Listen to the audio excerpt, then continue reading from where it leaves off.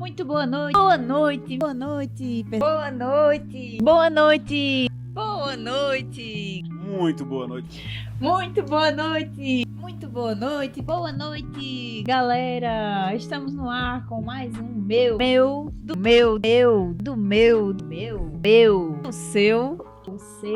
do seu Nosso podcast. Do nosso podcast. Podcast. Nosso podcast.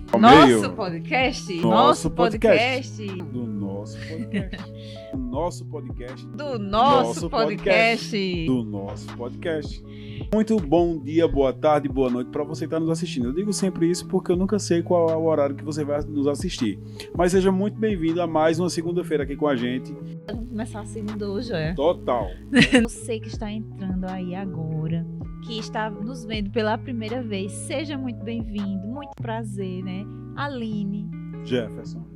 Isso mesmo, nós estamos aqui, ó, toda semana, né, Jefferson? Exatamente. Estou aqui compartilhando o link ainda, porque é super importante. Quanto mais a gente compartilhar, mais gente participa da live com a gente. E toda segunda-feira a gente está aqui trazendo assuntos importantes, interessantes, né? Muita resenha aqui para conversar com você.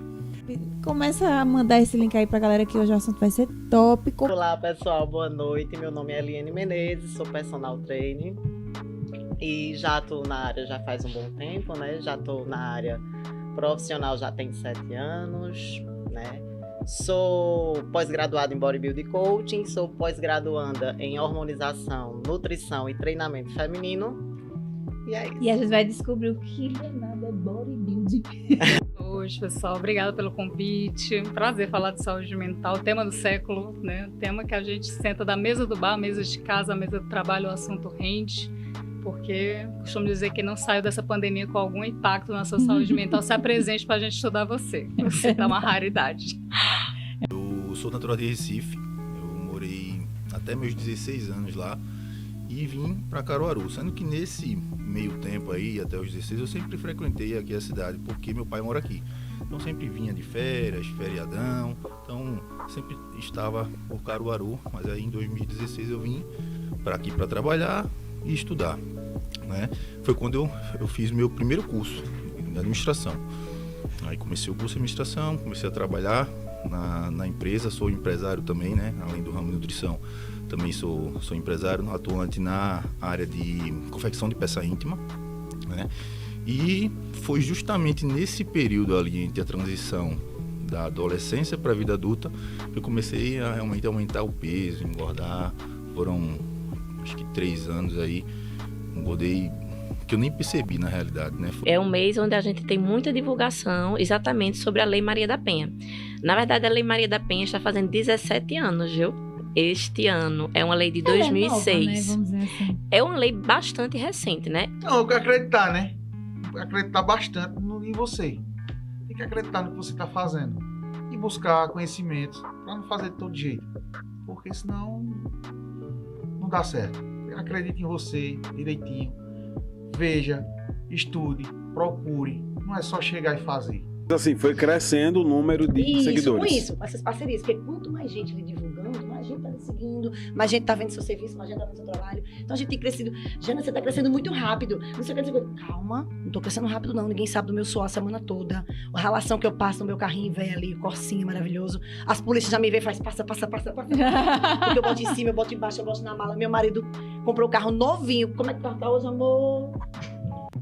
Tá todo arranhado, minha gente, porque eu boto painel em cima, eu boto painel do lado, meu pai ajeita as portas periodicamente, porque eu fico botando as coisas apertando, para ver se cabe. Boa noite, né? Ou bom dia, boa tarde, como você bem falou, né? Ninguém sabe que hora vão assistir. Ouvir, né? Tem mais isso também, É né? verdade. Eu tô sempre abordando sobre de tudo, De né? participação a podcast, a live. A live, a tudo, a dia a dia, a pegar, eu gosto muito quando eu tô nos lugares, eu vejo assim, compartilho alguma coisa, um comportamento que eu vi, então muitas pessoas se identificam, né? Pessoas dizem, eu me identifiquei, eu passei por isso, muita gente me chama lá no direct e faz, você falou sobre isso aí, realmente, então eu compartilho muito dia a dia, assim, eu gosto muito de estar sempre pegando um comportamento, eu sempre tô nos lugares, eu observo os comportamentos e trago pro meu Instagram, para que sirva de exemplo, sem julgamento, sem culpar ninguém, gente, pelo amor de Deus. Mas para sirva como exemplo para a gente ter um alerta. Às vezes a gente está se comportando daquele jeito e não percebe. Né? E é um comportamento que às vezes nos adoece e adoece quem está do nosso lado. Então tá aí, ó, canal JMS com quantos inscritos? 2,4 milhões. 2,4 milhões. Né? Nossa meta, viu, gente? Então, Por isso que chega a gente lá. precisa Do seu compartilhamento. do seu compartilhamento. Então, tem 2,4 milhões. Isso. Cara, pergunta inicial. Como se chega em 2,4 milhões? Nossa. Exato. Eu acordei e tava lá. Não é?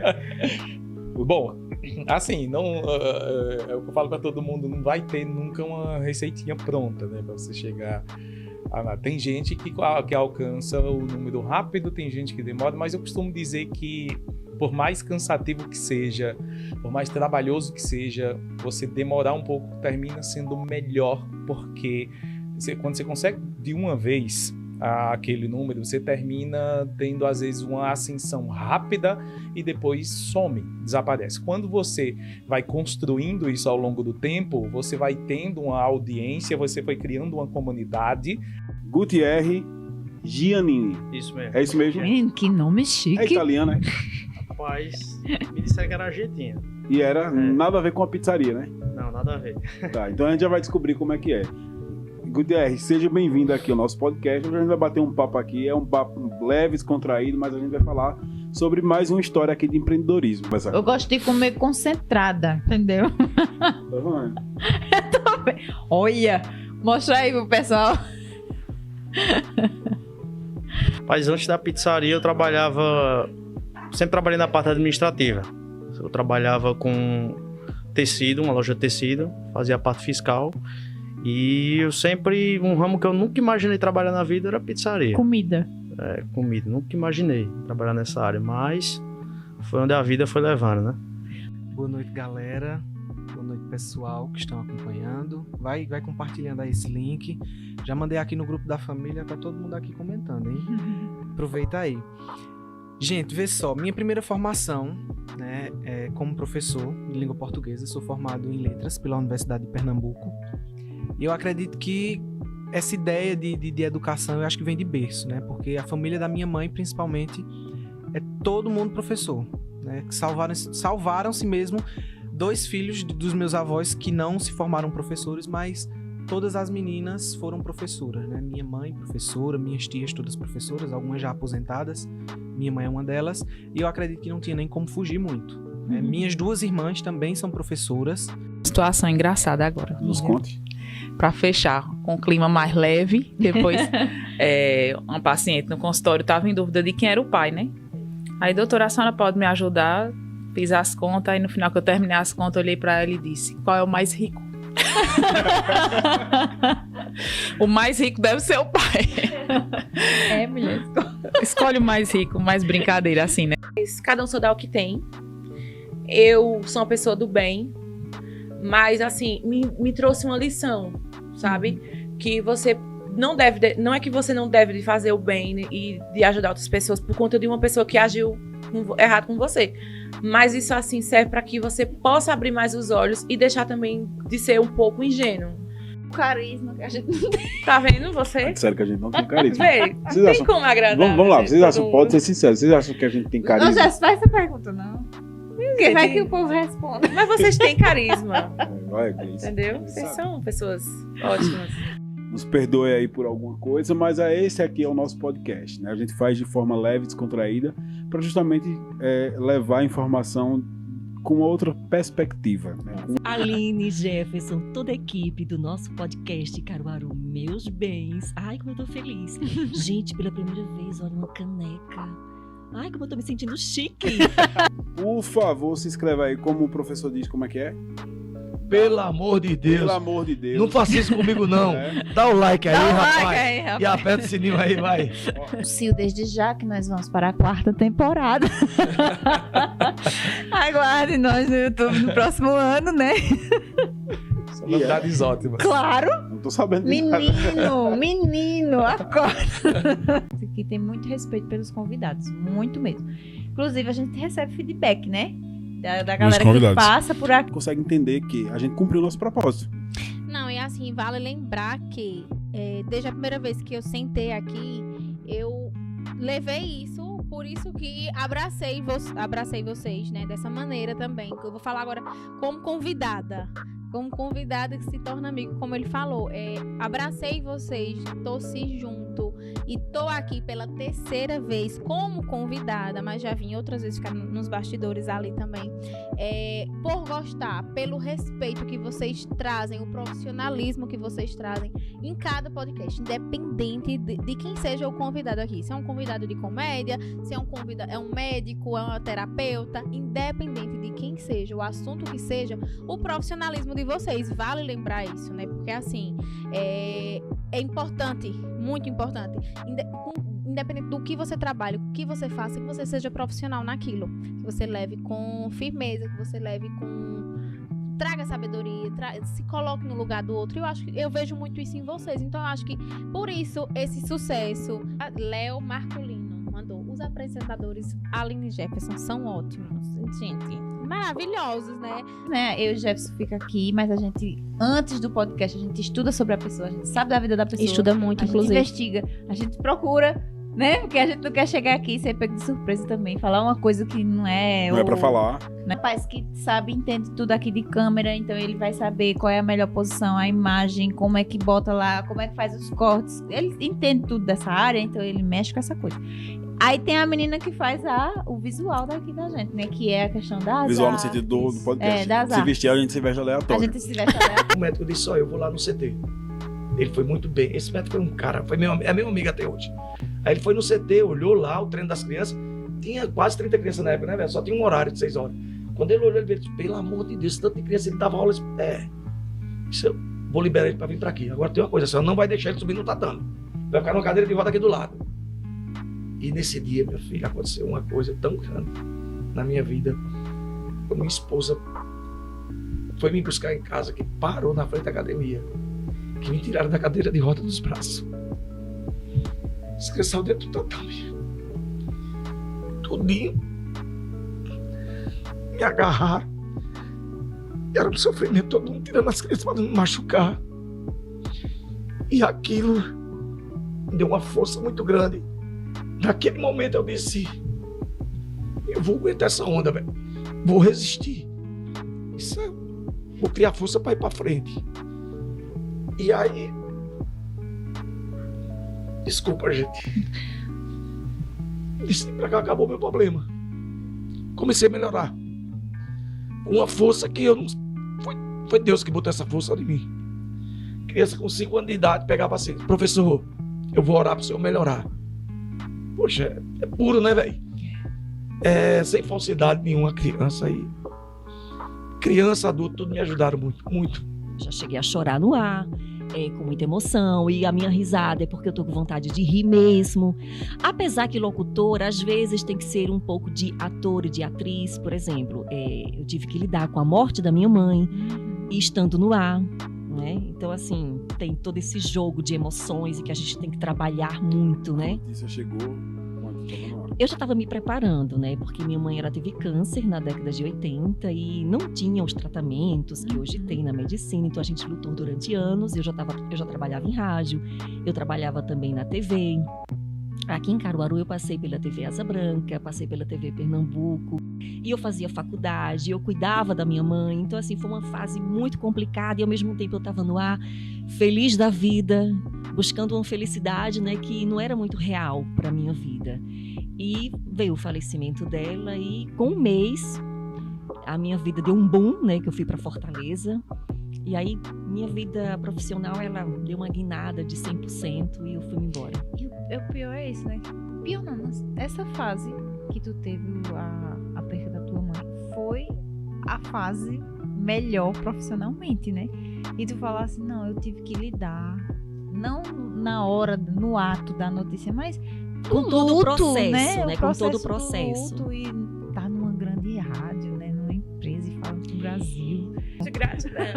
Porque justamente gratidão ao meu pai, que ele, faltando 5 dias para falecer, ele foi numa cadeira de roda e ele passou a casa chorando para mim e para minha irmã, emocionado, que tipo assim, ele achou que, tipo, na cabeça dele foi um ato de pai, de amor. Então eu tenho muita gratidão por ele, por hoje eu estar onde eu estou, naquela casa ali, que ali eu digo que foi um presente dele, aí por isso que é gratidão. Aí, com cerca de 2 meses depois, eu brincando com ele, ele me machucou e eu senti um carocinho. Aí fui correr atrás de exame, tudo, e descobri que estava com câncer de mama. Aí a médica me atendeu, doutora Libelina, ela me atendeu, ela foi um anjo. Através de Rebeca. Ô, Rebeca. Rebeca é o nosso anjo da guarda. Ela foi um anjo, ela me atendeu, ela cuidou da gente.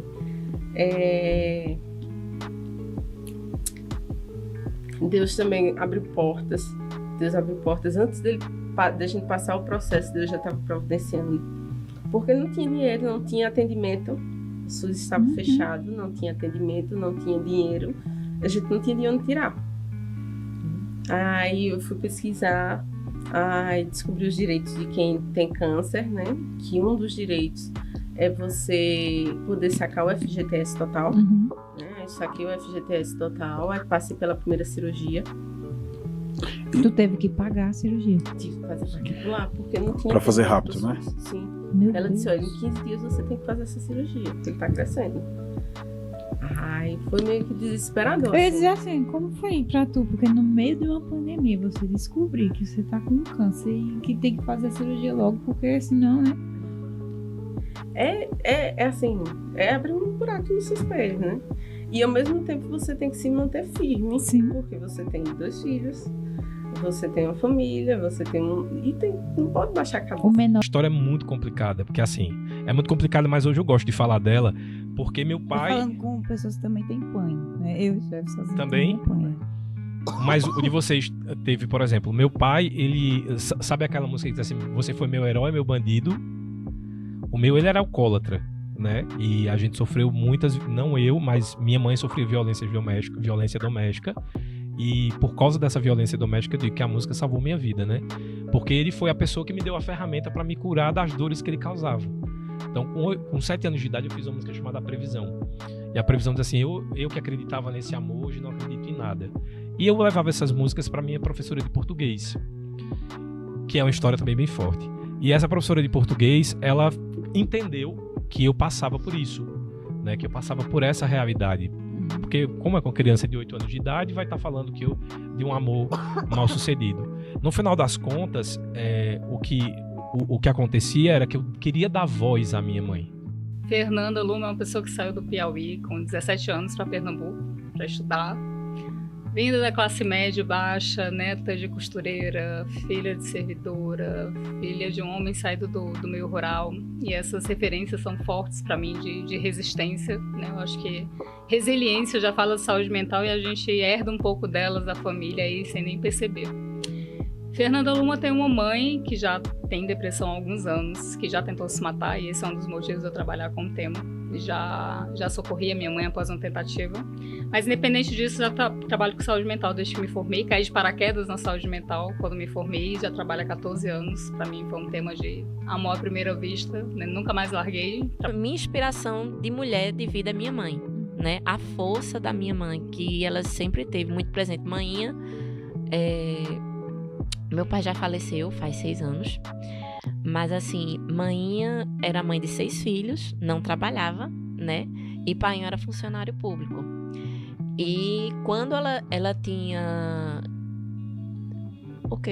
acho que uns 45, 47 anos, foi que ela disse, não, agora eu vou trabalhar.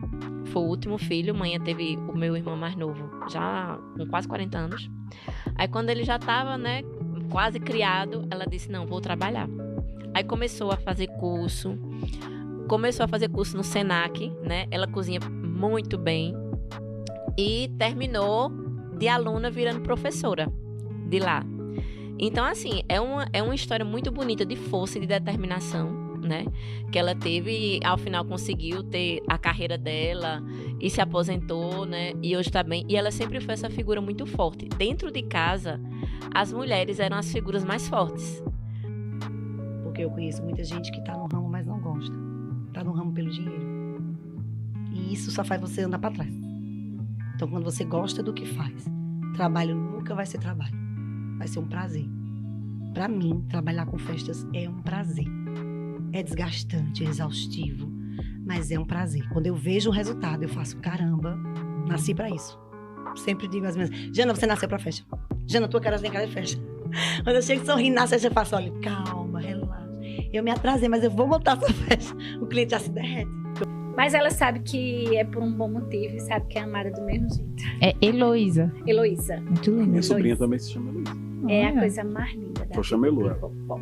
É muito linda. A vovó já tá apaixonada. Ó, já mudou de ideia. A vovó já tá mudando de ideia?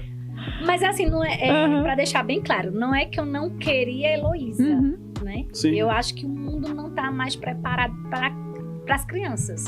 As pessoas, os adultos não estão sabendo se colocar para as crianças, não estão sabendo lidar com o ser humano. Então tá muito perdido. Você vê aí crianças, tem mães que me procuram com, meu filho tem 3, 4, 5 anos, tem ansiedade. Oi, como assim? Né? Será que seu filho tem problema mesmo? Ou é o meio? Ou é você? Ou é o ambiente? Então eu pensava muito, sempre conversei muito com minha filha sobre isso, né? E hoje as escolas estão doentes, né? O ser humano em si, todos nós, isso é geral. São duas coisas, uma, a gente está em fase de crescimento, a gente precisa de mídia, então a gente tem que trocar essa informação e esse apoio com todo mundo, obviamente a gente precisa, né, saber em que terreno vai pisar, né, entender, mas, então, para mim é extremamente positivo. Depois, daqui de Caruaru eu deixar de fazer, é da nossa terra, a gente tem que valorizar isso aqui, a gente tem da dificuldade. Eu sou um artista de alcance regional, eu entendo a dificuldade do que a gente tem um projeto de nível regional. Então, assim... É luta, viu? É luta, por isso eu parabenizo demais esses apoiadores aí. Demais, todo mundo. Porque sem a iniciativa privada e sem o apoio da iniciativa privada, a gente não vai pra lugar nenhum, não. E eles precisam entender isso, alguns entendem, e a gente também precisa entender que a nossa entrega, ela tem que ser sempre assim, ó, de excelência. Que de fato ter esse cuidado